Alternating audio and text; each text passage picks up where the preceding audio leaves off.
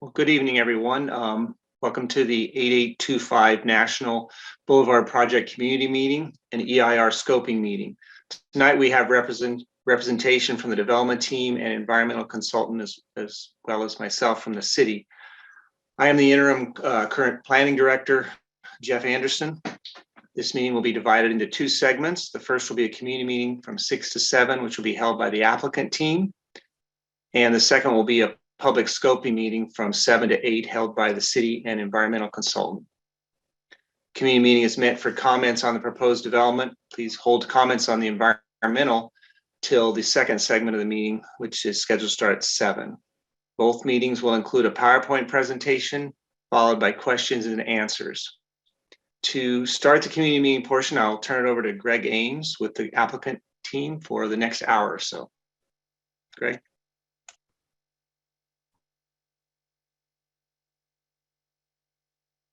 Thank you, Jeff, and good evening to everyone, and welcome to our second community meeting for Crossings Campus, a proposed office development located in the city of Culver City and the city of Los Angeles.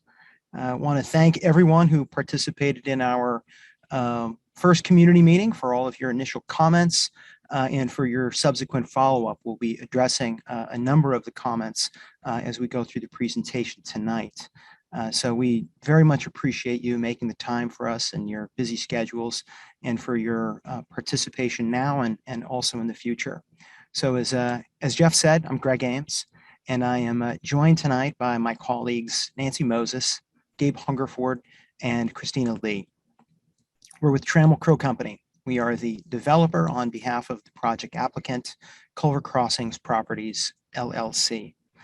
So as reported by the LA Times, we're very, very excited that Apple will be the anchor tenant of this project, and we're very excited to be collaborating with them on what will be their future home here in the community.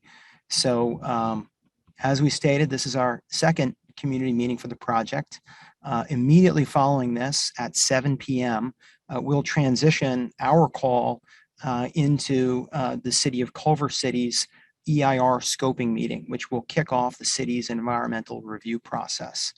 So the purpose of this portion of the call, the community meeting, is to provide you all with an update on the project and to receive feedback from all of you prior to submitting our actual formal application to the city. We're still in the initial phases of the process, and we are working with the city to shape and finalize the application.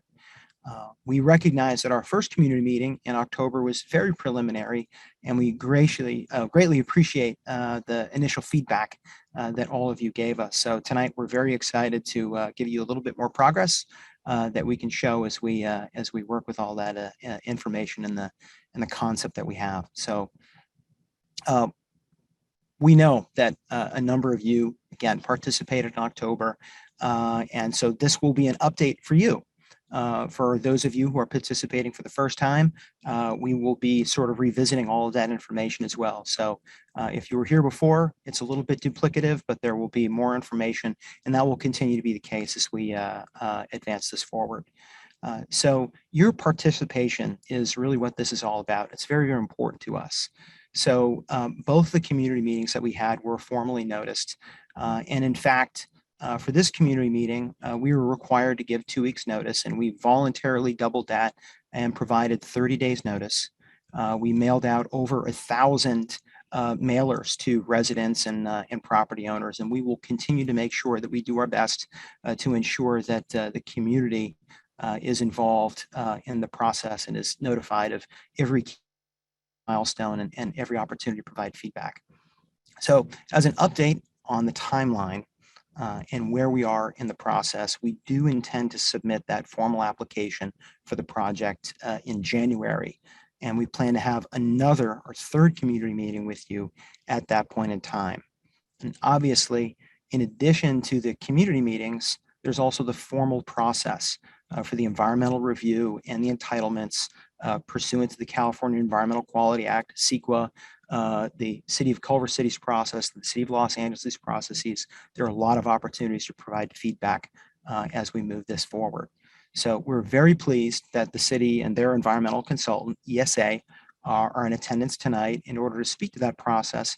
And again, they're formally kicking off that process following this portion of the call at about 7 p.m. So we look forward to hearing your comments and questions as we move this through the outreach process and again with the city secret process. So tonight we're going to share a presentation on the project and then open it up for Q&A as Jeff had stated earlier. We'll do the best that we can to answer questions during the Q&A portion of the presentation as time allows. So with that, let's get started.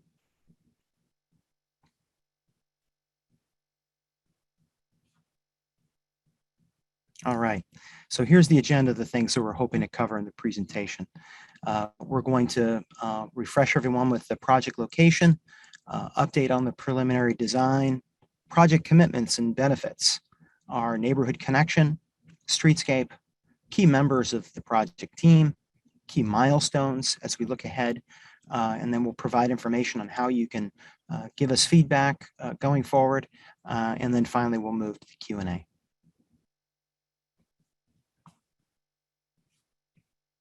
All right, as you can see on this slide, the project is located at approximately 4.5 acre site at the southeast corner of Venice and National, bound by Venice Boulevard on the north, Helms Bakery to the east, and the 8777 Washington Boulevard office building to the south, and then the National Boulevard to the west.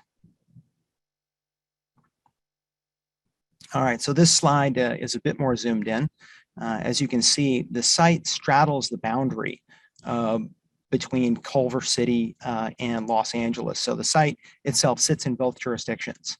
The blue side of the property is in Los Angeles, and the green side of the property that you're looking at is in Culver City. We are designing the project right now as two functionally independent office buildings, one in Culver City and the other in Los Angeles. So here's a little bit of a context image of the site as it exists today, and I'll walk you all around those, starting clockwise from the top left. The first image you're looking at is the southeast corner of Venice and National, and that's kind of what's our hero shot as we move forward with the renderings that you'll see shortly. The image on the top right is instead looking directly across National Boulevard toward the site from Ivy Station. As you're looking at this image, you can see this is one of the two existing entrances into and out of the property from the National side. On the bottom, this is the image of the project or the current property looking west along Venice Boulevard. And as you know, the property is currently developed with warehouses that have been converted for both office and retail uses. There are long stretches of solid walls and mostly surface parking lots. And we're excited to show our plan momentarily to elevate the property and the level of the new developments in the immediate neighborhood to create a connection between Helms Bakery, Ivy Station, the Culver City Expo or E-Line Station, and then how we'll dramatically improve the streetscape surrounding the site. All right, so these are also familiar images of all of us who know the neighborhood well, and they're the immediate context from around the property. The community of Culver City has really done a fantastic job over these last number of years of both preserving the existing history and also creating new places that complement the neighborhood. There's a mix of culture, art, publicly accessible space, which is intrinsically Culver City. And we believe that our project, as we're contemplating it, will serve as a link that ties these existing elements together.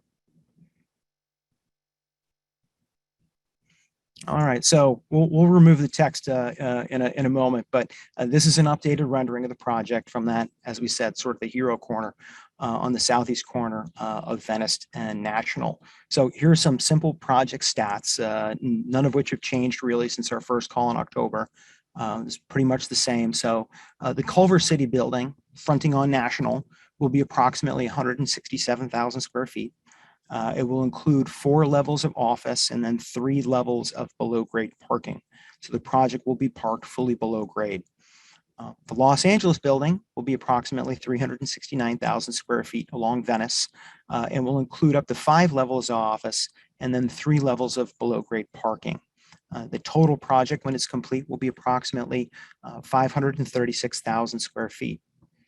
Even though there are 2 functionally independent office buildings, the city's consultant will actually be performing the environmental review for the entire project to capture the total impact that it may have. This is the most conservative approach that we can take under CEQA, and so that's what we have asked everyone to do. We've refined the architecture here on the concept plan, really to transition from the historic Art Deco design of the Helms Bakery, and then again to transition over to the current contemporary design of Ivy Station and some of the neighboring buildings. Most importantly, the design is a warm, modern-inspired, timeless design that celebrates the architectural elements that make Culver City and Los Angeles so unique. The design includes terraces that allow for indoor-outdoor space to take advantage of our incredible weather, a material palette that's native to the local area, and then a connection to nature in our expanded landscaping elements around the perimeter. So the design places a high level of focus, both on the architectural design itself and on creating an active streetscapes, which we will walk you through shortly. So this is the image of our national entry, the pedestrian entry in Culver City. And this is what replaces that earlier shot that looked across to the existing parking lot and parking lot entrance from the Ivy Station point of view. So as you can see in this image, the building is 4 stories high on National, which is consistent with the neighboring 8777 Washington building, and then the Ivy Station project across the street. The entry areas use highly transparent floor-to-ceiling glazing for doors and windows, providing direct physical and visual connections to the public right-of-way. The design treats National Boulevard as really our true front of house for the project, both with its prominent treatment of the entryway and also its spacious pedestrian-oriented landscape and streetscape. This image presents our building looking west along Venice. So similar to our approach on National Boulevard, we've pulled the building back from the street to create the space for landscaping. This approach also respects the neighboring Helms Bakery property by ensuring continuous sight lines and generous setbacks to the north and the east. The building varies between 4 and 5 stories, and the massing is articulated with large recessed entry along Venice Boulevard, which provides engagement with the public streetscape and brings the building to a more human scale. Low vegetated planters and recessed tree wells further activate and will blend the interface between the project and the public realm. So again, the design dramatically enhances the walkability in the appearance on Venice Boulevard while giving the building a presence that's worthy of its location next to our neighbors. All right. So during our first community meeting, this was brought up, and it's been an item that's come up afterwards a few times, and it's regarding the vehicular entry on Washington. So we wanted to provide everyone with a bit more color on that subject. So this slide shows the existing situation. Right now, we have 2 driveway entrances to the property, both on National, 1 driveway entrance on Washington, and no entrances on Venice. This is the current situation, even where the buildings that sit fully on Venice are currently accessed via National. And so this is what we are proposing to do right now, and this is what's being analyzed in the traffic study, or will be analyzed in the traffic study, and that is where there are currently 2 entrances off National right now, we are going to reduce one of them so that there's only 1 entrance off of National. Where there are no entrances currently on Venice, we are adding a primary project entrance in order to service the Venice frontage in the building that sits in Los Angeles. So The point is that the primary axis of the Culver City building that sits on National will be roughly where it exists now. And then we will add the new primary axis for the Los Angeles building off of Venice, where no entrance exists now. The existing entrance that sits on Washington Boulevard is required for emergency access for the fire department, and it's assumed right now to be right-hand turn only secondary vehicular entrance. It's specifically intended to reduce westbound traffic by getting cars off of Washington Boulevard without having to force them to go through the Washington National intersection and then go further along National. This is something that the traffic engineers are reviewing diligently as a part of the project review. This is definitely not intended to be a primary entrance in any way, shape, or form. The primary entrance for the Culver City project is on National, and the primary entrance for the Los Angeles office is on Venice. So we're very, very sensitive to the traffic on Washington, and the recent improvements that the city's done with Move Culver City, Art Walk, so many other things. Again, all of these elements are going to be studied by the city's traffic consultant as a part of the traffic study. Now, consistent with our values at Trammell Crow Company and the values of our anchor tenant, Apple, we are committed to providing a project that promotes diversity, inclusion, and the communities in which we develop, live, and work. Accordingly, this project is committed to awarding at least 30% of the total contract value to minority and women-owned companies as a part of our bidding and project award process. Our anchor tenant, Apple, will actually be powering the building with 100% renewable energy, which is a commitment of theirs. We're designing the project fully to LEED Gold standards as a part of our design efforts. And then our improvements around the perimeter, we're providing over 750 linear feet of activated green streetscape that's really meant for the local community. And then we're also curating a public open space on Washington Boulevard that we'll talk a little bit about in a moment.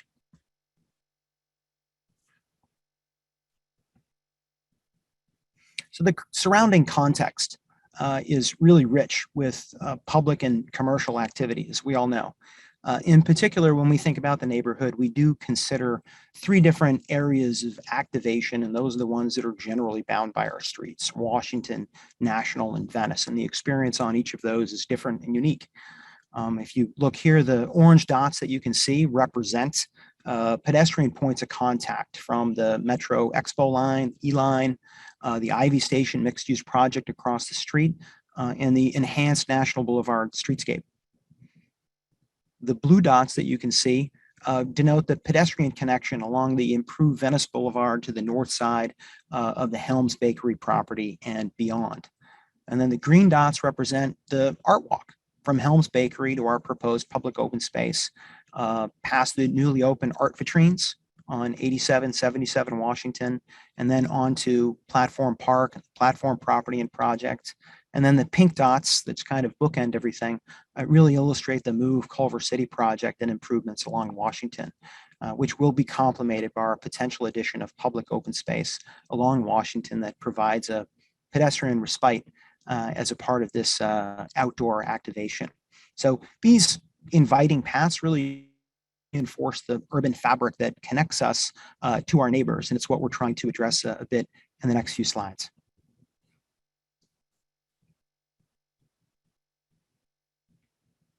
All right, so we wanted to give everyone a sense of what the project will feel like from a pedestrian point of view relative to what it is today. So we'll start on National Boulevard on what really is the front door of the project.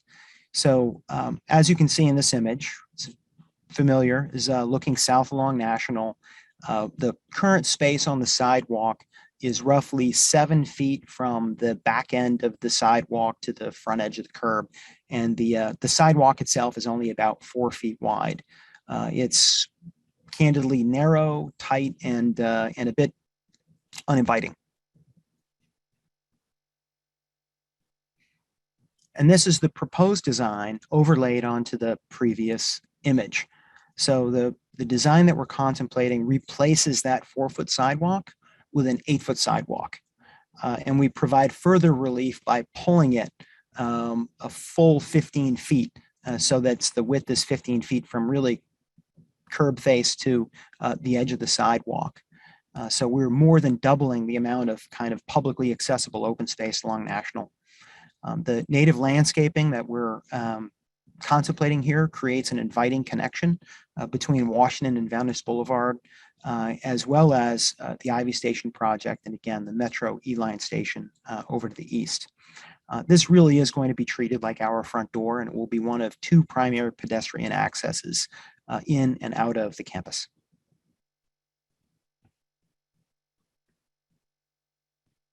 And this shot is the view of the existing conditions as we look eastward along Venice Boulevard. The current parkway at Venice is really 25 feet in depth from face of curb, really to the face of the building, including the street planters and the narrow sidewalk, which could use some TLC. And with the high coverage of concrete next to a major thoroughfare, this section of Venice is a bit harsh from an urban perspective. And here we are once again with the overlay of our proposed design on that prior image of Venice Boulevard. So the project now provides 28 feet, and that's really from edge of sidewalk now to curb front to really widen that up. And it provides also this unique double row, this colonnade of trees, which provides an additional visual and physical protection from the busy street and an opportunity for a stroll under this continuous canopy for the length of the property. There really isn't anything like this anywhere along Venice. So this section will be transformed from this concrete connector to a real park-like passageway for this 500-foot frontage of the building. So moving around to Washington Boulevard.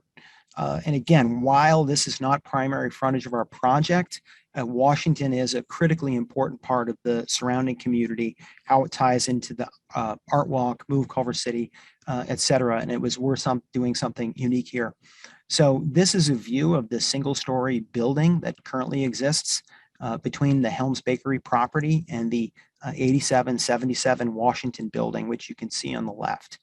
The current building's mostly windowless facade comes right to the edge of the sidewalk, creating a narrow pedestrian path without much visual relief.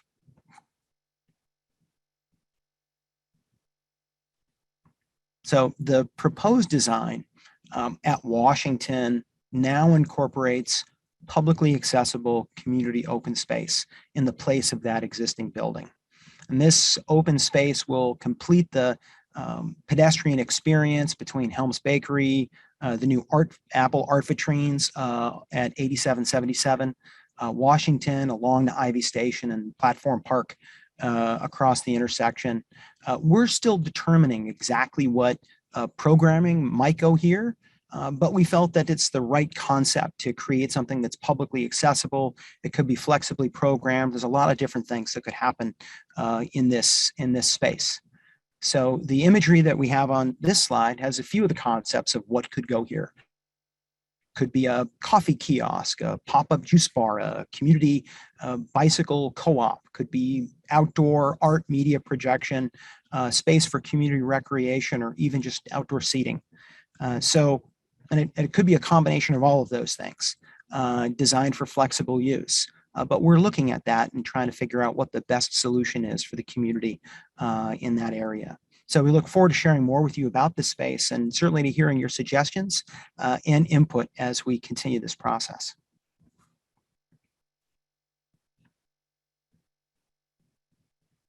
So we've assembled a great team to work on this project that will help us deliver on this plan and this vision.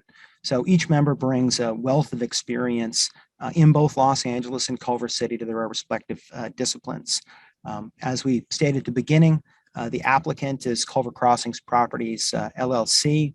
Our anchor tenant Apple, we, the developer, Trammell Crow Company, and then we're joined by the design team, our architect, HOK, civil engineer, KPFF, and our land use team, Armbruster, Goldsmith, and Delvac. So key milestones, looking ahead at the next steps for the project.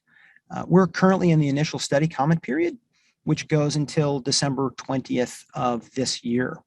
So the city provided a 45-day comment period as opposed to the typically required 30 days in order to provide additional time for formal comments. As I mentioned earlier, this is the second community meeting for the project. We will follow up with that third community meeting early next year when we formally submit the application.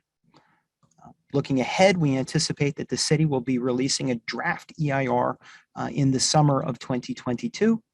And then as soon as the fourth quarter of 2022, we anticipate that we would be in the Culver City public hearing process and that would commence. And that's clearly an opportunity for community input.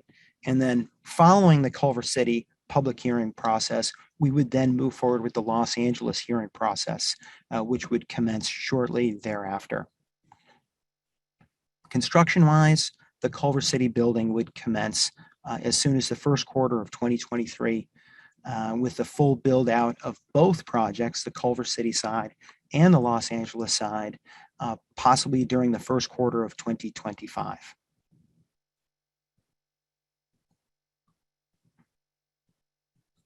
So we want to hear from you, and we do want to get your feedback on the project, as those who participated in the October community hearing have done so far. So we encourage you to reach out to us at the email address that you see on the screen, community@ccpmanager.com, or you can call us and leave us a message at 310-363-4709. So thank you again to all of you who have provided feedback to us here so far. And we appreciate you sharing your thoughts and ideas with us, and we hope that you will continue to do so as we move this forward. Additionally, if you would like to email us your name and your email address with the subject line, "Add me to your mailing list," that's exactly what we will do. We will add you to our mailing list so that you can get project information as soon as it's available, and be sure to be noticed and notified on other key milestones or opportunities to provide input to us.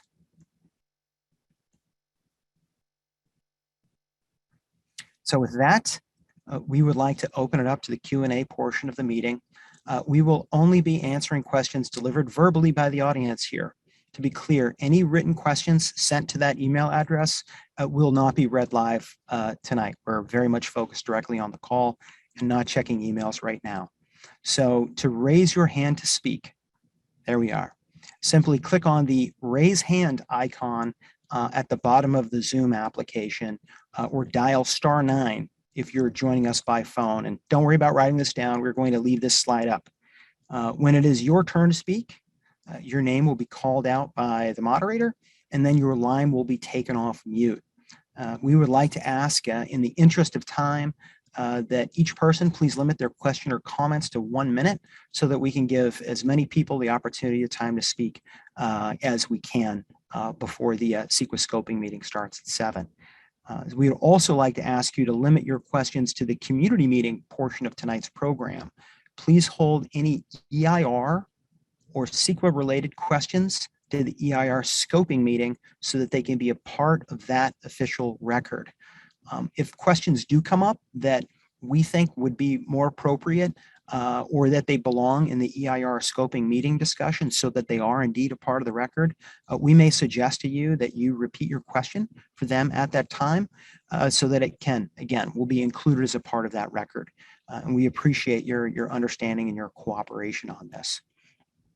Again, if you have additional questions or comments, you'd like to make sure that your comment is accurately reflected, please send those comments to us via email. Those will be included, but we won't be addressing those ones specifically on the Q&A right now.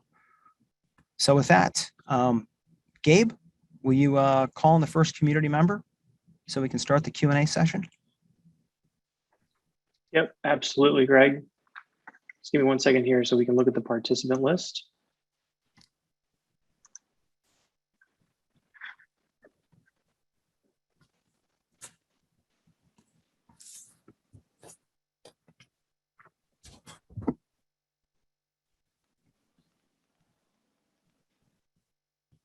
And we're just watching these queue up here, and we're just going to let Stephen take us off the first one here in just a second.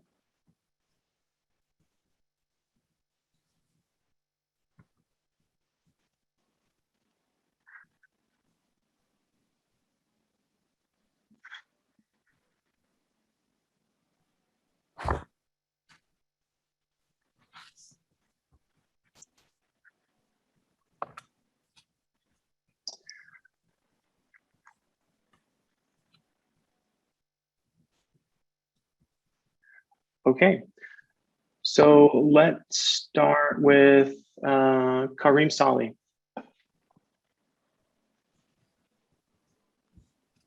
Hi, can you hear me? Yes. Okay, We can. great. Thank you. Well, I have a long laundry list. Thank you for that presentation. I'll be quick. So parking is way too big. 1,250 parking spot is too much. You are located next to a metro station. That's not okay to have that much. Don't build it. We don't want any more cars. Also, no entrance and exit both on National and Washington. We want it all on Venice. Do not leave the TNP. It's unclear what the TNP is, frankly. I don't know. But if it's a form of contract that tie Apple to the metro station, I don't understand why Apple should be exempt to the requirement linked to its location. They should not leave that agreement. There's not enough bike space or bike spot. Like in the Netherlands, we can expect the employees coming with bikes, and I hope so, but also leaving their bikes at work so they can move around during the lunch hours. We want to encourage them to do so. So if you expect 3,000 employees, get at least 2,000 bike spots. The park, accessible to the public. There is an empty space in the middle of your project. Please make it available to the public, or at least move it towards the national entrance, so we can also enjoy that space. Los Angeles is critically missing many parks, and we want them more. So if you can reassess the massing so we can enjoy that park, that'll be great. There is no housing component within your project. I don't understand why it's not part of the initial study. The project brings 3,000 employees. Apple needs to provide some housing on the lot and offer other option or solution to alleviate the already stretched market. I'm sorry about the design, but I don't find the design really exciting. I'm a designer myself. Your project seems not tied at all to the Elms Bakery. It's just another glass building. Bring us something unique. You design, I mean, Apple has the donut in Cupertino. Bring us the donut hole or something else, something more exciting. We will pay for the study. I guess that's the next question. Why is there an entrance, why is there a pedestrian entrance not facing a crosswalk on National? It matters because I wonder where will be the drop-off section. Would it be on the bike lane? And finally, we do not want to have any impact, pedestrian or bike lane. We do not want any impact on the traffic, pedestrian traffic, bike lane traffic during the construction. We went through 2 years of the Washington National, and it was a disaster. Thank you so much. Thank you for your comments, Kareem, and you're right. There was a list there. I won't hit all of them because a number of those were comments. Relative to parking, we are providing the code required parking for each of those projects for their independent zoning on each of the sites.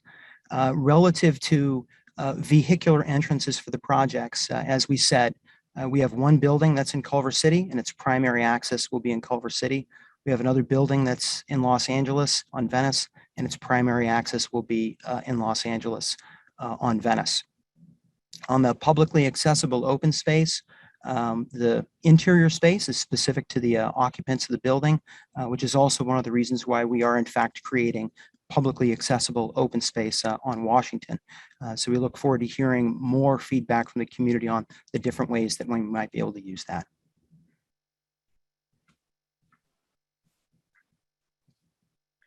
All right, next up, let's go with Bubba Fish.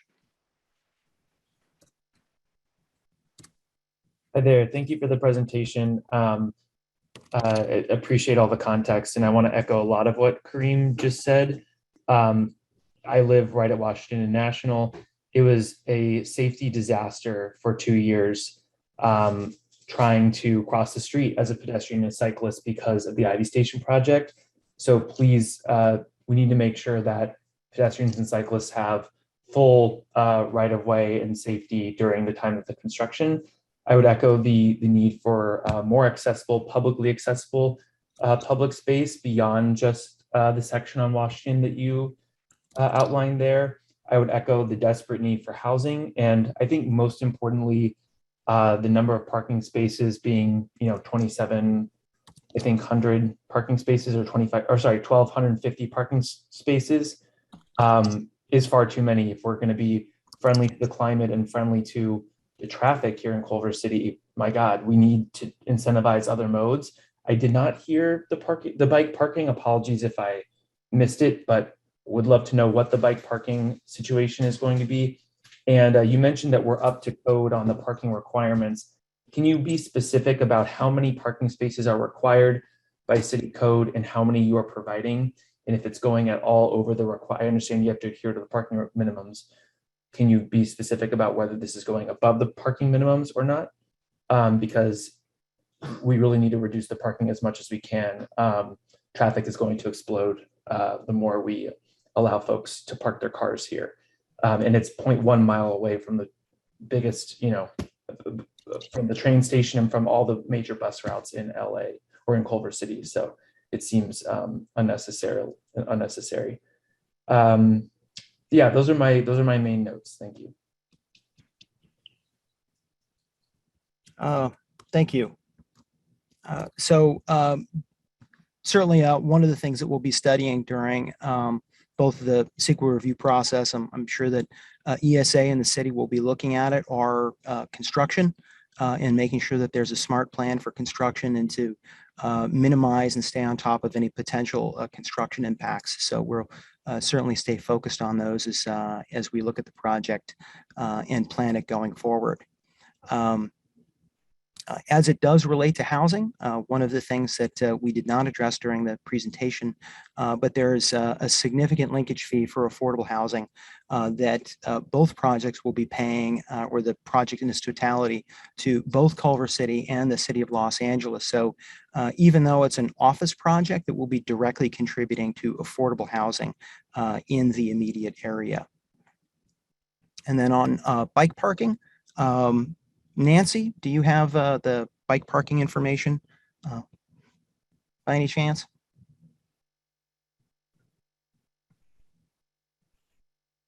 Hi, Greg. I am pulling that up right now. I believe that we have over 120 bicycle parking, but Christina is going to give you the actual number.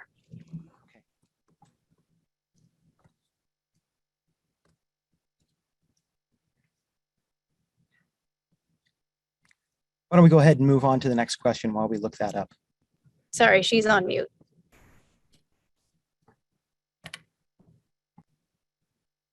Sorry. Bicycle parking we're providing in Culver City, 24 employee and visitor parking, 17 short-term and 34 long-term. And in Los Angeles, we're providing 74 short-term, 87 long-term.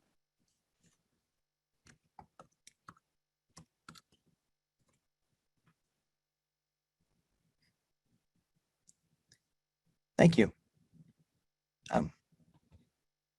Gabe, can we take the next questions?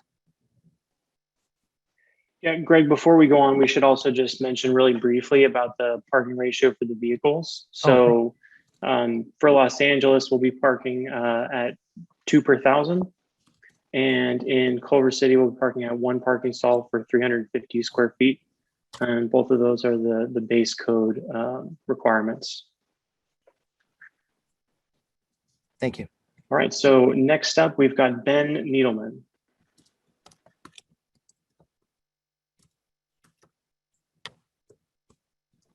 Hello, can you hear me? Yes, we can, Ben. Hi, I'm Ben Needleman. Thank you for the presentation. I had a question. How does this affect the R1 zoning that is currently in place in the neighborhood that is directly affected? And this speaks to the housing of all the employees. Thank you.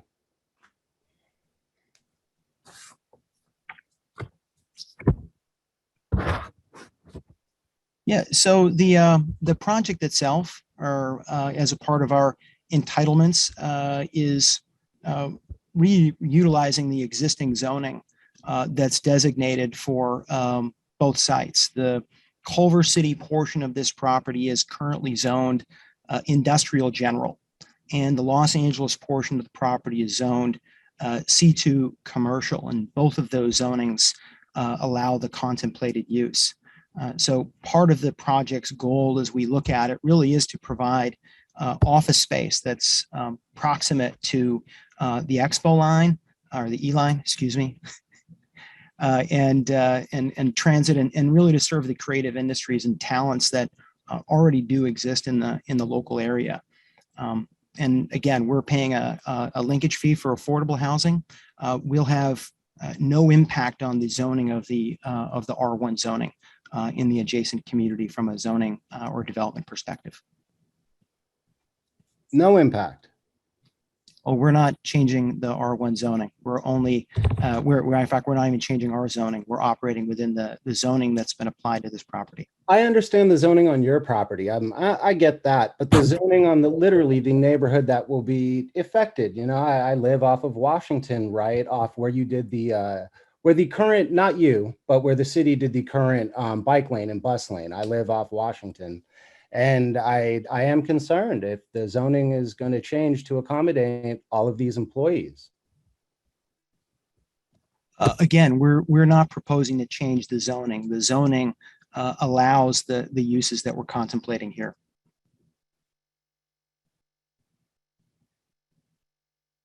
Okay. Next question. Okay, next up, we've got Carl Herbst.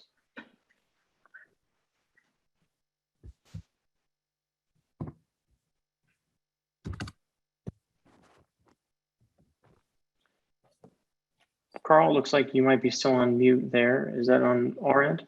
I think it's on my end. Can you hear me now? Absolutely. Thanks for the presentation, guys.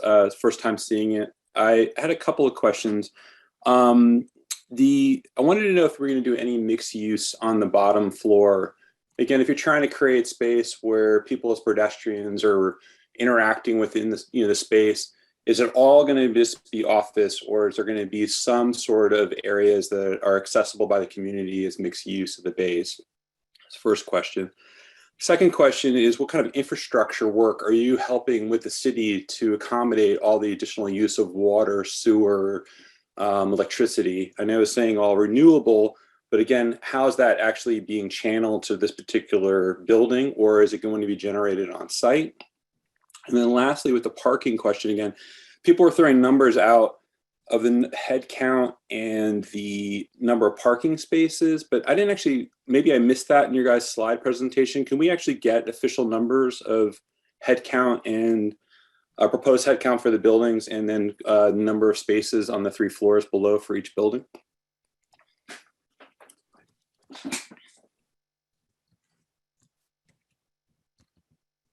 Thank you, Carl. So let's see, to take a quick list here. So as it relates to uses on the bottom floor, the primary use on the ground floor is office use. In that, again, is along that frontage on Venice and primarily on National.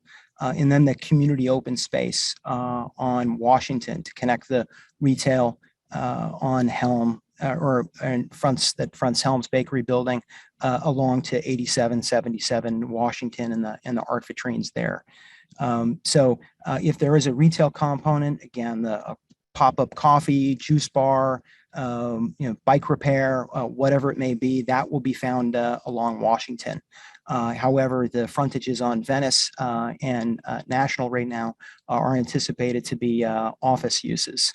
On the renewable impacts on infrastructure, there's kind of 2 questions there. I think one of them is the impacts on infrastructure in Culver City and also in Los Angeles.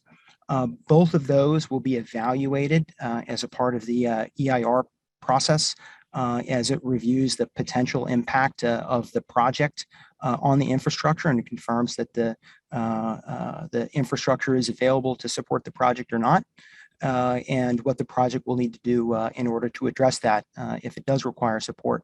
And then the second half of that, as it relates to sustainability and renewable, clearly the project, as we said, is going to be designed to a LEED Gold standard, and that applies to really all the building systems.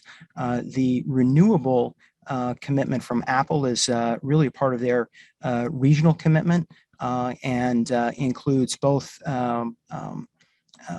being very smart designed locally on this project, and then also the application of offsite credits that could be applied to the project as well to minimize the impact and effectively bring that renewable impact to zero.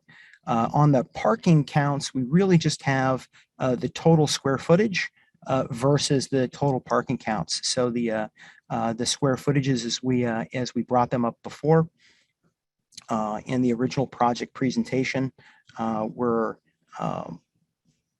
as we presented them, and we'll just have everybody walk you through those one more time. If Christina, you want to, or Gabe, I see you turned your camera on. Do you want to get that? Well, we can speak to it in two parts. One, the parking we're providing based on the city's respective codes. I think the question was in relation to the head count. The initial study makes note that we're studying that there would be up to 2,400 employees in the project. And we don't have the breakdown available on hand between the two buildings, but that's what's being studied in the initial study and in the EIR.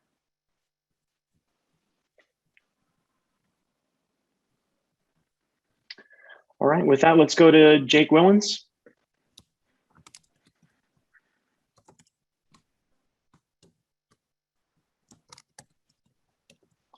Jake, I think you might need to unmute. There you are.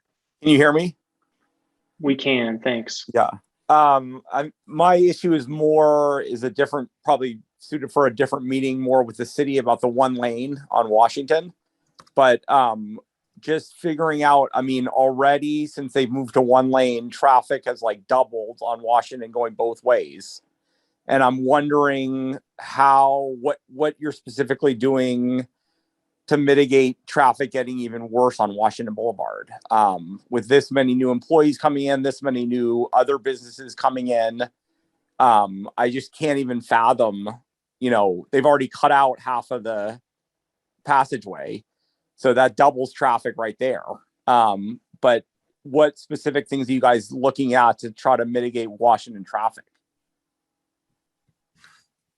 Well, one of the primary things that we're doing that will mitigate traffic on Washington is introducing an entrance on Venice where it does not exist now. We are proposing to introduce, again, the primary entrance for the 369,000 square foot Los Angeles building along Venice. Presumably, that will have a positive impact on the situation, at least as it relates to how we might impact traffic in the area. But certainly as a part of the Move Culver City project and the adjustments to Washington Boulevard that have recently occurred, clearly all that is going to have to be included and contemplated as a part of the traffic design. So we're very much aware of the dynamic on Washington Boulevard, and certainly understand your sentiments. Thank you.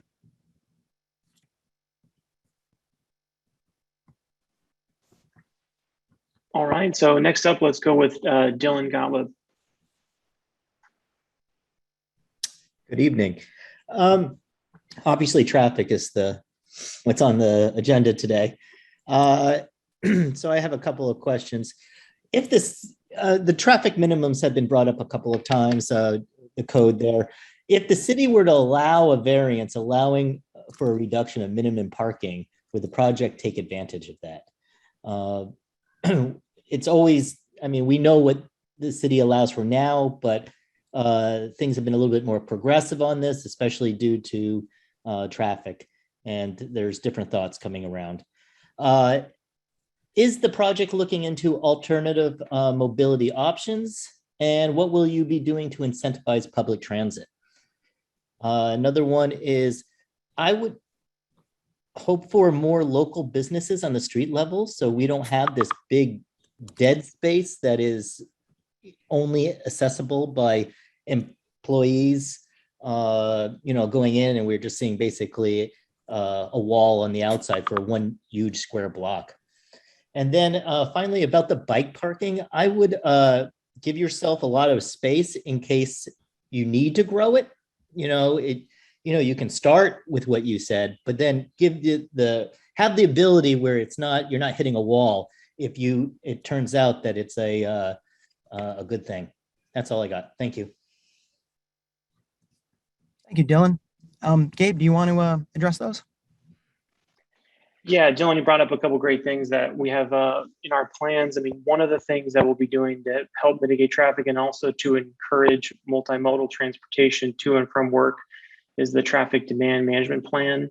And really what that means we'll be working closely with Apple and figuring out how we can best do this. But the plan will be to incentivize alternative modes of transportation, things like transit subsidies, bicycle subsidies, subsidies for other types of transportation, whether it be rideshare or others.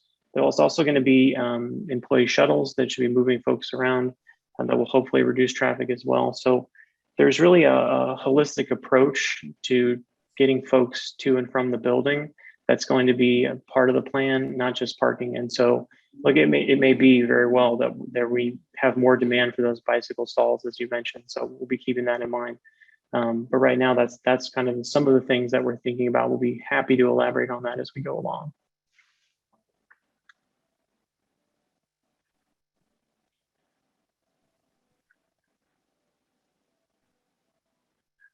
All right. Next up, we've got Disa Lindgren.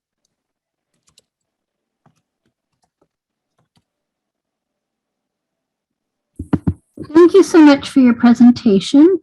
I did want to echo the comments of some of the previous speakers regarding the issue of parking. I would encourage you to be really bold and request from both cities an exemption from the parking minimums. In the future, we just will not be as dependent on cars as so many of us are today. And in order to use your resources more wisely, you could save an awful lot of money if you weren't developing so much underground parking.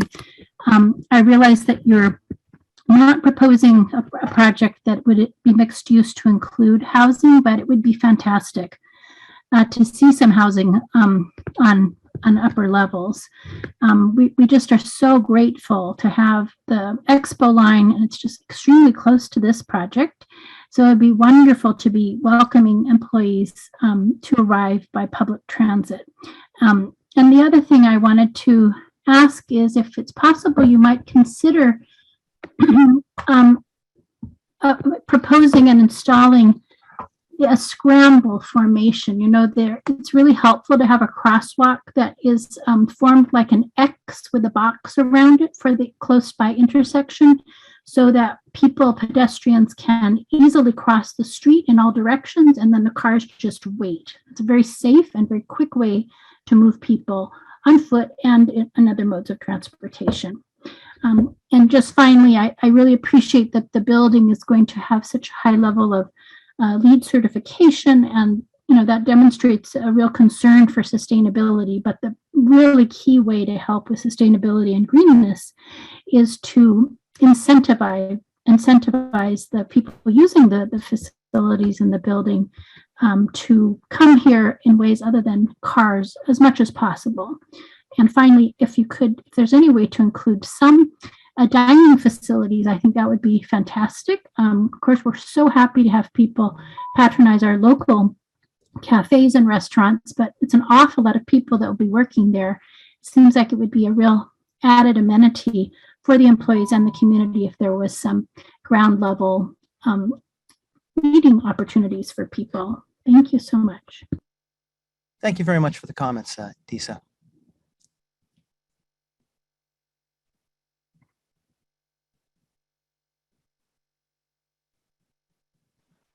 All right, we want to move quickly because we don't have a ton of time here. So let's go to Godfrey Wakiro.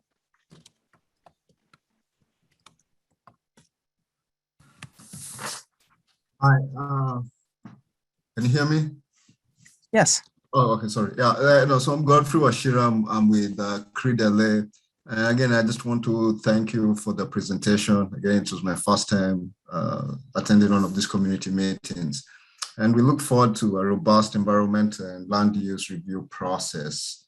And I think this project will impact not just the neighborhood, but the city and the region in general. So the decisions that you'll make will have a huge impact. So far, there's a lot to like about the project, especially from a community benefit standpoint, like paying the linkage fees for affordable housing. I think that's really good because you're not providing housing with the project, obviously, but giving money for affordable housing, I think, is a step in the right direction. We like the environmental sustainability features, and also your streetscape idea is really, really good. We just hope that Greg and the development team will sit down with more community groups to further enhance the community benefits package. So far, so good, but it can always be better. Thank you. We hope to talk to Greg soon. Thank you. Thank you very much for the comments, Godfrey, and we certainly look forward to speaking with all the community members as we move the project forward. Okay, next up we have Bianca Akula.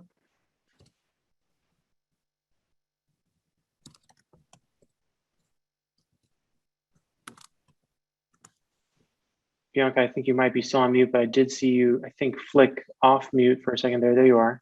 Hello, thank you for the presentation. It's my understanding that all westbound traffic will need to go down Washington Boulevard, even to get to the Los Angeles building. So I'm curious why you haven't considered a new traffic light on Venice to accommodate cars from all directions. Two more questions. Why I also echo concerns about not having enough ground floor retail, aside from the pop-up juice or coffee shop. Something similar to Ivy Station would be much appreciated. And then my last question is, which city do the business license taxes go to?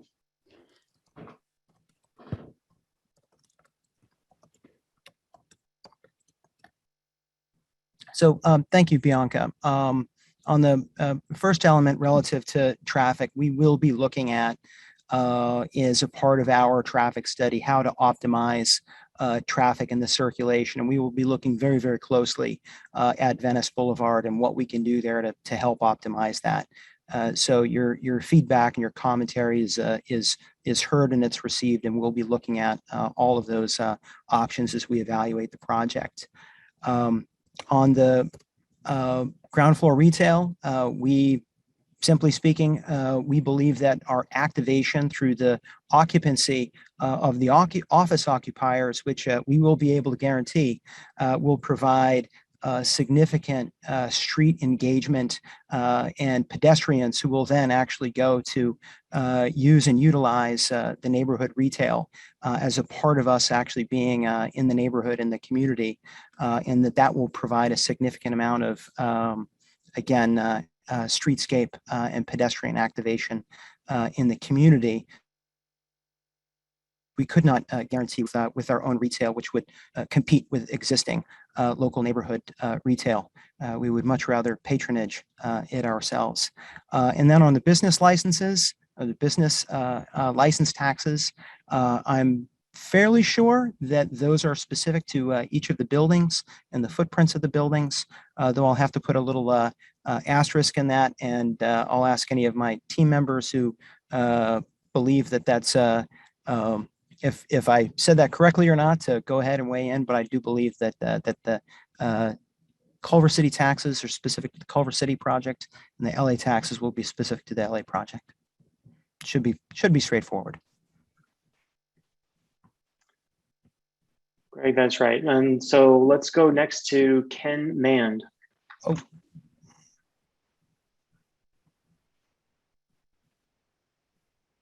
Hi, thank you. I guess most of my comments I'll hold off for the EIR scoping meeting. but just a couple requests. I think that all the comments made during this meeting, since they were promoted as one and it's one Zoom, should be considered as part of comments for the EIR scoping. So that's a request to make all of these comments that you're hearing from the public considered part of the EIR scoping meeting. And also, would you be able to please share your screen showing the list of participants? As a public meeting, it's important that the public gets to see who else in the community is aware of the meeting and is interested in this. So I kindly ask that you share your screen to please share that information. Thank you.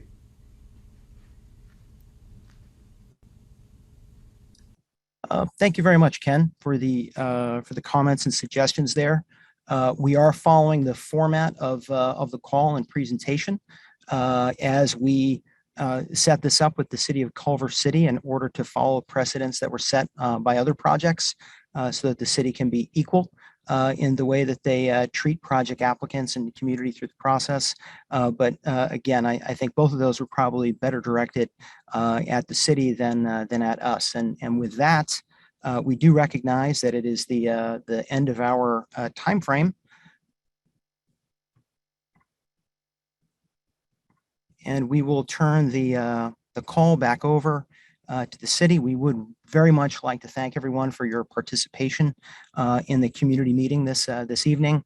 And please stay with us as the city takes over for the EIR scoping meeting to hear an overview of the EIR process. We look forward to continuing to hear your feedback through this process with all of you. And once again, we do encourage you to send us your comments via email so that we have them in the clearest format we can so that we can follow up as we move this along. Thank you.